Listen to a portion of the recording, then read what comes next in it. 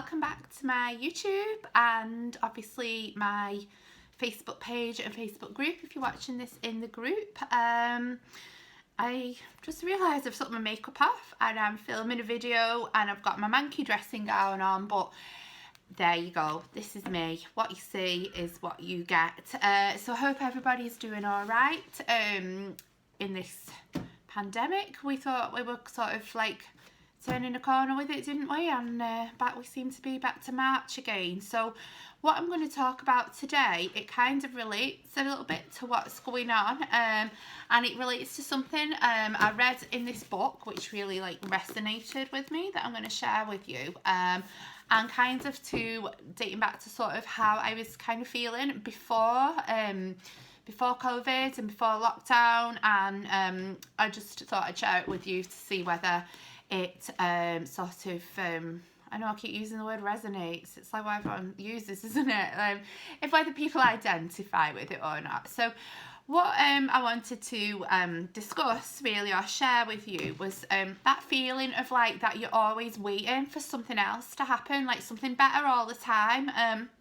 Probably turning 40 in a couple of weeks, you do sort of, when you reach those milestones, yeah, I know I don't look at it, but when you do reach those milestones, you do tend to analyse your life. But before all the lockdown and that, I kind of felt like I was always waiting for something else, like you're waiting for the weekend, waiting for the school holidays, waiting for the summer, with the caravan, my parents' caravan that I like going visiting, constantly waiting for the caravan to open and counting down the weeks. I have a little countdown thing in my kitchen where I've so many weeks to Easter, so many weeks to half term. So I kind of was feeling like that before all this happened in March, and then it kind of made me analyse, made me think, why are we always wishing our lives away, waiting for something else? Why can't we just enjoy what's going on right now, or at least be present in the moment and make the most of the present moment, rather than thinking oh, things will be better when XYZ happens, if I get a pay rise, if I get a different job, if whatever takes off, if I lose weight. So that brings me to something I'd sort of forgotten about it, not really thought about it, just been getting on with stuff during lockdown, and then I started reading this book which is all about raising your positivity, improving your mindset and raising your vibrational energy, which is what I'm really into at the moment. And then this little section of it which is all about being aware in the present, I'm just going to find it in here and share it with you. So like that. So yeah, so this is it. So I'll start at an appropriate point. So it's on about when you're always sort of thinking about time, have you got enough time? You're always rushing from one thing to the next, which again is a way that I feel quite a lot. One of the reasons why I like so much to go to the caravan is because you're just not aware of time up there. It just doesn't matter. You've not always got to be somewhere. And it's the freedom of that, of rushing around and stuff. So obviously during lockdown that was kind of an issue as well, because we didn't have to rush around. Our normal lives were put on hold. So anyway, let me crack on and just say what I'm reading in here anyway before I stop waffling on. So I'll start here. So it says, now is the only time you have. Once your past is gone, it doesn't exist. No matter how many times you recreate it mentally, the future hasn't even arrived. But again, you keep taking yourself there mentally. Tomorrow comes disguised as today, and some of us don't even notice. Nothing is more valuable than the present moment, because you can never get it back. You may create a visual memory that you can retrace, so it's nice to look back at our past and past memories and that, and remember them, but there's no point looking back to the past and thinking, oh, if only things were like when I was 20, if only I'd done this, if only I'd done that, or constantly living in the past. I was one of the years that was really enjoyable for me was 2013 and 2014, and I make a habit of being oh, things were so good in 2013, 2014, but then probably back then, especially if I look back on my Facebook memories, the same sorts of things were going wrong as what's going wrong for me now. So we look back with fond memories on stuff, don't we? So anyway, let me carry on. So think about a time when you completely forgot to check the clock or look at your phone. perhaps you're around people you love or doing something you enjoy. So that's probably a lot like why we like to go on holiday and that, because we don't look at our phones, we're not stuck with time. You were so engrossed in the moment that you had no time to worry about the past or the future. You were simply enjoying where you were. This is what's known as being in the present moment.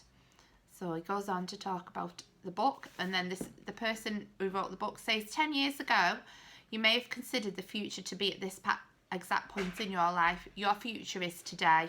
So the guy who's written the book says, and I can really relate to this now, and I'm not in my early 20s, but he says, in my early 20s, if I knew I was going out on a Saturday night, I'd want every other day to hurry up. So we all probably feel like that when we're waiting for the weekend, or if we're going away for the week. We all want Saturday to hurry up.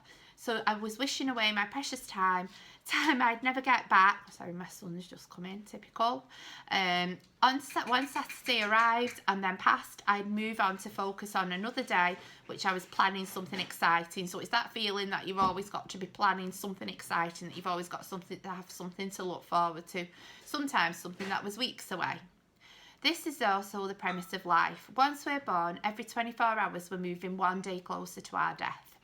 The future we're constantly waiting for only arrives as the present. Once it arrives, it passes by so quickly that we don't even notice. In how often can you look forward to something such as you might be looking forward to a big night out, looking forward to Christmas, looking forward to, I don't know, a music concert or a nice meal with your friends or family or your birthday, and then it just passes by so quickly that you barely even notice it, and then it's gone, and then you're looking forward to the next and the next. So it says this is how most of us live. We wake up to get through the day and then go back to sleep. We do this 365 times a year. We wait for success, love and happiness to show up, never really aware of what we have in the present moment. Eventually we realise that we've never really lived, or we finally have the riches we want, yet we can't enjoy them because there's always something else to achieve. We could say the same about the past, although we might have fond memories that we enjoy revisiting every now and again. We must learn to accept that once the past is gone, it cannot be changed. We can't only reconstruct it or alter it in our minds. So basically it's about, rather than always trying to look forward to the next thing or thinking, oh, if I can just get through today, if I can just get through this week, or I can just get through this month, which is probably a common theme at the moment, particularly for people maybe working in education or people who are in education. You're used to living your life in 6 or 7 week slots, always waiting for the next school holiday or college holiday or university holiday. So but it's about, rather than always looking forward to the next thing, making the most of the present moment and being aware of the present. So obviously I talk a lot and I offer meditation and mindfulness treatments. So that's obviously one way that you can be in the present. But what I'm going to be doing on my YouTube channel and obviously sharing in my Facebook group and on my page is more activities that we can use to appreciate and enjoy being in the present moment and to enjoy what's going on right now, rather than always having to look forward to something else. So for me, it's things like just simple things, like sitting watching Coronation Street with a cat on my knee. It's not an expensive thing to do, but it's just something nice to do at the end of the day to relax, or doing my crochet, watching some videos on YouTube, putting the cat on my knee, like I said, crocheting, eating a nice meal, and just having some nice chocolate or something. So just everyday things like that. It doesn't have to be always that we're looking forward to a big event. So anyway, I'm going to go because I think the cat's had a massive poo on the tray. Nice. And my jacket potato is ready and it smells amazing. So I hope you've really been able to relate or identify in some ways with what I've said in the video. If you can, comment below or give us a share if you've enjoyed it, or subscribe if you'd like to. I'm still learning how to do all this technology and stuff, so and I don't have ring lights or anything fancy, so like you say, what you see is what you get, but hopefully it's not that bad that you've had to turn me off. Okay, take care, have a nice day, bye bye.